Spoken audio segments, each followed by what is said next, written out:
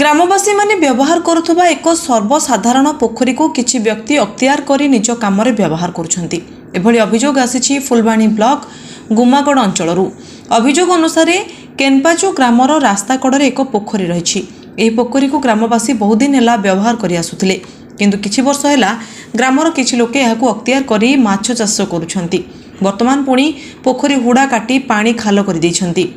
ଗ୍ରାମର ଅନ୍ୟ କୌଣସି ସର୍ବସାଧାରଣ ପୋଖରୀ ନାହିଁ, ଫଳରେ ଲୋକେ ସ୍ନାନ ଶୌଚାଦି କାର୍ଯ୍ୟ ପାଇଁ ଘୋର ଅସୁବିଧାର ସମ୍ମୁଖୀନ ହେଉଛନ୍ତି। ଆଗକୁ ଖରାଦିନ ଆସୁଥିବା ବେଳେ ଗ୍ରାମବାସୀଙ୍କ ପାଇଁ ଏହା ଚିନ୍ତାର କାରଣ ହୋଇଛି। ସର୍ବସାଧାରଣଙ୍କ ସମେତ ପଶୁପକ୍ଷୀ ମଧ୍ୟ ପାଣି ଟୋପାଏ ପାଇଁ ହନ୍ତସନ୍ତ ହେବେ ବୋଲି ଲୋକେ ଅଭିଯୋଗ କରିଛନ୍ତି। ଏନେଇ ବହୁ ଗ୍ରାମବାସୀ ଜିଲ୍ଲାପାଳଙ୍କୁ ଲିଖିତ ଦାବିପତ୍ର ପ୍ରଦାନ କରି ଏହି ଘଟଣାର ବିଧିବଦ୍ଧ ତଦନ୍ତ ପାଇଁ ଦାବି କରିଛନ୍ତି। ମୋ ନାଁ ମୀରା ଦିଗାଲ, ମୁଁ ସଦନମେଣ୍ଡି ୱାର୍ଡ଼ ମେମ୍ବର ଅଛି। ହଁ, ବନ୍ଧ ତ ଖୋଳିଛନ୍ତି, କିନ୍ତୁ ମୁଁ ବି ନଥିଲି, ଫୁଲବାଣୀ ଯାଇଥିଲି। ସେଇଠୁ ଆସିଲା ପରେ ମୋତେ କହିଲେ, ଆଉ ତୁମେ ୱାର୍ଡ଼ ମେମ୍ବର ଅଛ, ତୁମର ସଦନମେଣ୍ଡି ମୌଜାର ବନ୍ଧ ଖୋଳା ହେଇଛି, ଆଉ ତୁମେ ଜାଣୁନ କି? ମୁଁ କହିଲି ନା, ତ ମୁଁ ଜାଣିନାହିଁ। ସେଇଠୁ ମୁଁ ବି ପଠେଇଲି 2 ଜଣଙ୍କୁ ଦେଖିବାକୁ। ତାପରେ ସେଠି ମାଛ ଧରୁଛନ୍ତି। ତାପରେ ସେ ଜେସିବିରେ ଆଣିକି ହୁଡ଼ା ଫୁଡ଼ା ସବୁ ଭାଙ୍ଗି ଦେଇଛନ୍ତି। ମୁଁ ପଚାରିଲି କିଏ ଖୋଳିଛି? ନାଇଁ, କେନପାଚର ଗୋଟେ ଲୋକ ଆମର ଜାଗା ବୋଲି ଖୋଳିଛି ବୋଲି କହିଲେ। ତାପରେ ମୁଁ କହିଲି ସେଇଟା ତ ଆମର ସଦନମେଣ୍ଡି ମୌଜା ଥିଲା। ତାପରେ ଉଭୟ କୂଳ ସବୁ ଏ ଯେଉଁ କେରଡ଼ି ସଦନମେଣ୍ଡି ଆଉ ପ୍ରାୟ ଏ ଗୁମାଗଡ଼ ଯେତେ ଗାଡ଼ିବାଲା ମାନେ ଯାଉଥିଲେ, ଆଉ ଗାଈ ଗୋରୁ ବି ପାଣି ପିଇକି ତାଙ୍କର ଜୀବନ ବଞ୍ଚଉଥିଲେ। ଏବେ ତ ଖରା ମାସ, ଯିଏ ହେଲେ ବି ପାଣି ଟିକେ ପାଇଁ ଆଶ୍ରୟ ନେଇପାରନ୍ତି ଗଛ ତଳେ। ତାପରେ ଆମର ଚାଷବାସ ଇଟା ଗଡ଼ା ଇତ୍ୟାଦି ଘର ବି କରୁଛନ୍ତି। ଏଇଠୁ ପାଣି ନେଇକି ସବୁ ସୁବିଧା ହେଉଥିଲା, କିନ୍ତୁ ବନ୍ଧଟା ଏବେ 2-3 ମାସ ଶୁଖିଗଲା ପରେ କାହାର ବି ସୁବିଧା ମିଳୁନି। ସମସ୍ତେ କେତେ ହଇରାଣ। ମେନ୍ ତ ମଣିଷ ଗୋଟେ ବୁଲୁଥିବା ଜନ୍ତୁ ବି ଗୋଟେ ହଇରାଣ ହେଉଛି। ସେଥିପାଇଁ ନିଜକୁ ଟିକେ ଦୁଃଖ ଲାଗୁଛି। ତାପରେ ମୁଁ ବି ଥରେ ପ୍ରାୟ ଚେଷ୍ଟା କରିଥିଲି, ଆମର ଯଦି ପଞ୍ଚାୟତ ଥ୍ରୋରୁ ଯଦି କାମ ଅଛି, ତାହେଲେ ବନ୍ଧକୁ ଆମେ ଆଉ ଥରେ ନିର୍ମାଣ କରିପାରିବା ବୋଲି। କିନ୍ତୁ ମୁଁ ଏ କନଫର୍ମ ଜାଣିନଥିଲି ଯେ ଏଇଟା କେନପାଚୁ ମୌଜା ନା ସଦନମେଣ୍ଡି ମୌଜା।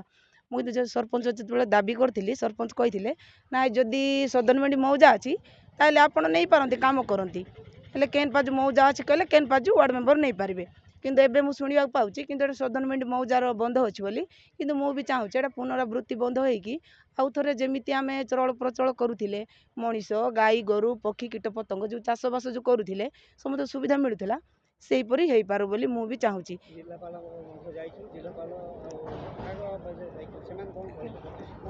ନାଇଁ, ପ୍ରତିଶ୍ରୁତି କ'ଣ ଦେବେ? ବାପା ମାନେ ତ ଯାଇଥିଲେ, ମୁଁ ତ ସେଇଟା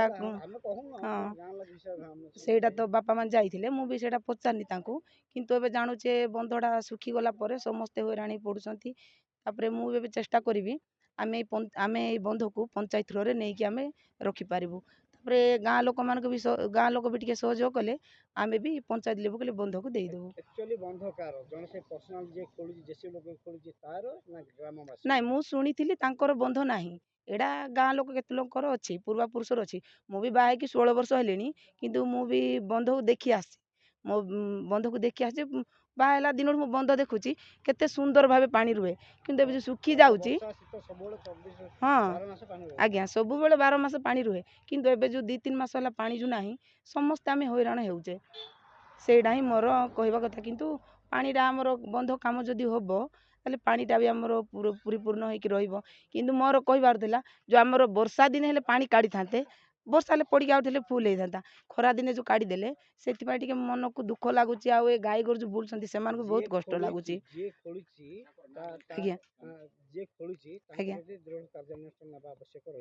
ଆଜ୍ଞା, ହଁ, ଯିଏ ଖୋଳିଛି ତାଙ୍କ ପ୍ରତି ଆଜ୍ଞା ଯେମିତି ହେଲେ ବି ଆକ୍ସନ୍ ନେବାକୁ ପଡ଼ିବ। ଆଉ ପବିତ୍ର କଅଁର। ଆଚ୍ଛା, କ'ଣ କହିବେ? ଏଇ ଯେଉଁ ବନ୍ଧଟା ବର୍ତ୍ତମାନ ବହୁତ ପୁରୁଣା ବର୍ଷ, ଏ ବନ୍ଧ ବର୍ତ୍ତମାନ ମାନେ ଶୁଖିଯାଇଛି ନା କିଏ ୟାକୁ ଖୋଲିକିରି କିଏ କ'ଣ କରୁଛି, କ'ଣ କହିବେ? ଦେଖନ୍ତୁ ଆଜ୍ଞା, ଆମର ଯେତିକି ଏଇ 3-4ଟା ୱାର୍ଡ଼ର ଲୋକମାନଙ୍କର ଏଇଠି ସବୁ ଆମେ ଗାଧୁଆ ପାଧୁଆ କରୁଥିଲୁ, ବା ଏଠୁ ଆମେ ଏଇ ପାଣିରୁ ଆମେ ଚଳୁଥିଲୁ। ଏବେ ବର୍ତ୍ତମାନକୁ ଆମର ଯେଉଁ ଅବସ୍ଥା ହେଇଯାଇଛି, ଆମର 60 ବର୍ଷ ଆମ ପିଲାବେଳରୁ ମୁଁ ଯେଉଁ ଦେଖୁଛି, ବହୁତ ଲୋକମାନେ ଖୁସି ହେଉଥିଲେ। ଏବେ ଲାବାର୍ଡ଼ ଲୋକମାନେ କେତେ ଜଣ କହିଲେ, କ'ଣ ଏମିତି ଅସୁବିଧା କଲ, କ'ଣ ଲୋକମାନେ ତୁମେ ନଥିଲ କି, ଏଇଟା କାହିଁକି ତୁମେ ପାଣି ଛାଡ଼ିଦେଲ? ଏବେ ଗାଈ ଗୋରୁ ଯୋଗୁଁ କେତେ ଅସୁବିଧା ହେଇଯାଉଛନ୍ତି ଆଜ୍ଞା। ପାଣି ବି ମୁଟେ ପିଇବାକୁ ପାଉନାହାନ୍ତି ଘରକୁ ଆସିକିରି ସବୁ ଅନ୍ତସନ୍ତ ହେଉଛନ୍ତି କିଏ ତ ଦେଇପାରୁଛନ୍ତି କିଏ ତ ଦେଇପାରୁନାହାନ୍ତି ଖରା ଦିନରେ ଏତେ ଅସୁବିଧା ହେଇକିରି ଆଉ ମଇଁଷି ତ ଆସୁନାହାନ୍ତି ବିଲକୁଲ ଏଠିକୁ ଆସିକିରି ଦେଖିକିରି ଯାଉଛନ୍ତି କେତେ ଅସୁବିଧା କରିଦେଉଛନ୍ତି ଆଜ୍ଞା ଲୋକମାନେ କ'ଣ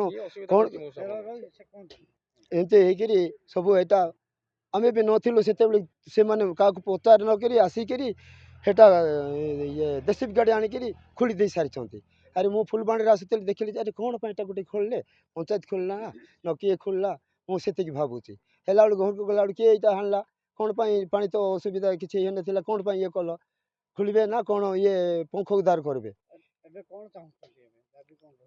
ଏବେ ଆଜ୍ଞା ଆମେ ଏଇଟା ତ ପଞ୍ଚାୟତ ନେଇଥିଲେ ପଞ୍ଚାୟତ ନେଲେ ଆମକୁ ସୁବିଧା ହୁଅନ୍ତା ଏଇଟା କ'ଣ ତାଙ୍କର ବାପା ନାଁରେ ଅଛି ନା କାହା ନାଁରେ ଅଛି ସେଟା ତ ପଞ୍ଚାୟତ ଆଗରୁ ଯେତେବେଳକୁ ମୁଁ ନ୍ୟାୟ ସରପଞ୍ଚରେ ଥିଲି ସେତେବେଳକୁ ଏଇଟା ଲିଜ୍ ଦିଆ ହେଉଥିଲା ଆଜ୍ଞା ସେ ଲିଜ୍ ଦେଉଥିଲେ ସମସ୍ତେ ଲିଜ୍ ଦେଉଥିଲେ ପଞ୍ଚାୟତ ପଇସା ଇଏ ଲିଜ୍ରେ ପଇସା ପାଉଥିଲା ଆଉ ପଞ୍ଚାୟତ ଲିଜ୍ ଦେଇକରି ସବୁ ଯେଉଁମାନେ ଜଣେ ଟେଣ୍ଡର ନେଉଥିଲେ ଜଣେ ଜବରଦସ୍ତି ବନ୍ଧ ଖୋଲିଛି ହଁ ଜବରଦସ୍ତି ଜଣେ ଖୋଲିଛି ଆମେ ବି ଜାଣି ନାହିଁ କାହାକୁ ଗାଁ ଲୋକ ପଚାରି ନାହିଁ ବା ଗାଁ ଲୋକକୁ କୌଣସି କହିନାହାନ୍ତି ମନ ଇଚ୍ଛା କେମିତି କାହିଁକି ସେ ଖରାପ କାମ କରିବ ମୋ ନାଁ ହେଉଛି ଲଳିତ କୁମାର ଦିଗାଲ ବିଧାୟକ ପ୍ରତିନିଧି ଫୁଲବାଣୀ ବ୍ଲକ ଆମର ଏଠି ଆମେ ଛୋଟବେଳୁ ଦେଖି ଆସୁଛୁ ଏଠାରେ ଗୋଟେ ବନ୍ଧଟେ ଅଛି ଯେଉଁ ବନ୍ଧକୁ ଏଟା ଆମେ ଜାଣିବାରେ ସରକାରୀ ବନ୍ଧ କିନ୍ତୁ ଏହି ସରକାରୀ ବନ୍ଧକୁ ନିର୍ଦ୍ଦିଷ୍ଟ ଜଣେ ବ୍ୟକ୍ତି ହାଇଜା କରି ଜେସିବି ଆଣି ମନ ଇଚ୍ଛା ଏଟା ଖୋଳି ଦେଇଛନ୍ତି ଯଦ୍ୱାରା କି ଗାଈ ଗୋରୁଠୁ ଆରମ୍ଭ କରି ମଣିଷ ଜୀବନ ମଧ୍ୟ ଏଠି ବ୍ୟତିବ୍ୟସ୍ତ ହେଉଛନ୍ତି ସେଥିପାଇଁ ଆମର ଗ୍ରାମବାସୀମାନେ ସମସ୍ତେ କଲେକ୍ଟର ସାର୍ଙ୍କୁ ମଧ୍ୟ ଦେଖା କରିବା ପାଇଁ ଯାଇଥିଲେ କିନ୍ତୁ ସେଠି ମଧ୍ୟ ଆପ୍ଲିକେସନ୍ ଦିଆହେଇଛି କିନ୍ତୁ ଆମେ ଚାହୁଁଛୁ ଯେ ପ୍ରକୃତ ଯେଉଁଟା ସରକାରୀ ବନ୍ଧଟି ସରକାରୀ ଜାଗାକୁ ପଞ୍ଚାୟତକୁ ଯାଉ ଏବଂ ପଞ୍ଚାୟତର ରୁଲ୍ ରେଗୁଲେସନ୍ ହିସାବରେ ସେଇଟା ଆମର ଯେମିତି ଟେଣ୍ଡର ହେବା କଥା ହେଉ ଏଇଟା ପଙ୍କ ଉଦ୍ଧାର ହେଉ ତେଣୁ ନିର୍ଦ୍ଦିଷ୍ଟ ବ୍ୟକ୍ତି ଯେଉଁ ବ୍ୟକ୍ତି ଜଣକ ଖୋଳିଛନ୍ତି ତାଙ୍କ ଏଗନେଷ୍ଟରେ କାର୍ଯ୍ୟାନୁଷ୍ଠାନ ହେଉ ବୋଲି ଆମେ ସମସ୍ତେ ଗାଁବାସୀ ତରଫରୁ ଦାବି କରୁଛୁ ଆଚ୍ଛା କେବେ ହେଲେ ବି ପାଣି ଶୁଖୁନଥିଲା ଏଇଟା 12 ମାସ ଖରା ଦିନ ଏଭଳି ଖୋଳିବାଟା ଏଇ ଜିନିଷ ଠିକ ହେଲାନି 12 ମାସ এটা কেবে পানি শুখে নাই আমি জানিবারে কিন্তু এটা যে এবে খুলি ଦେଇଛନ୍ତି এটা ଗୋଟେ ବହୁତ ଦୁଃଖର ବିଷୟ এটা କରିବା କଥା ନୁହେଁ যেহেতু মন ইচ্ছা জনে নির্দিষ্ট ব্যক্তি କରିଛନ୍ତି ଏହା କୌଣସି ଆଇନ ପ୍ରଯୋଜ୍ୟ ମଧ୍ୟ ନୁହେଁ ତେଣୁ ଆମେ ଗାଁ ଲୋକ ଡିମାଣ୍ଡ କରୁଛୁ এইটা ତାଙ୍କ ଏଗନେଷ୍ଟରେ କାର୍ଯ୍ୟାନୁଷ୍ଠାନ ହେଉ ଏବଂ ଆମେ ପଞ୍ଚାୟତକୁ ମଧ୍ୟ ଦାବି କରିବୁ ଏବଂ ବ୍ଲକକୁ ମଧ୍ୟ ଆମେ ଦାବି କରୁଛୁ ଯେ এটা ପଙ୍କ ଉଦ୍ଧାର ହେବା ସତ୍ତ୍ୱେ ଏହାର ଏ ବନ୍ଧରେ କାର୍ଯ୍ୟ କରାଯାଉ କେବଳ ଗୋଟିଏ ଗାଁ ନୁହଁ ଏଇ ଯୋଉ ବନ୍ଧରେ 4-5ଟା ଗାଁ ମଧ୍ୟ এই বন্ধরে 4-5টা গাঁ নির্ভর করে প্লস যেহেতু রাস্তা এনএচ রাস্তা কড়ে অছি তেমন আমরা আখপাখ পঞ্চায়েতর লোক মধ্যে আসিকি এটারে গাড়ি ধুয়াধুই করନ୍ତି তা সাঙ্গকু চাষরে মধ্যে এই পানি লাভবান হুয়ে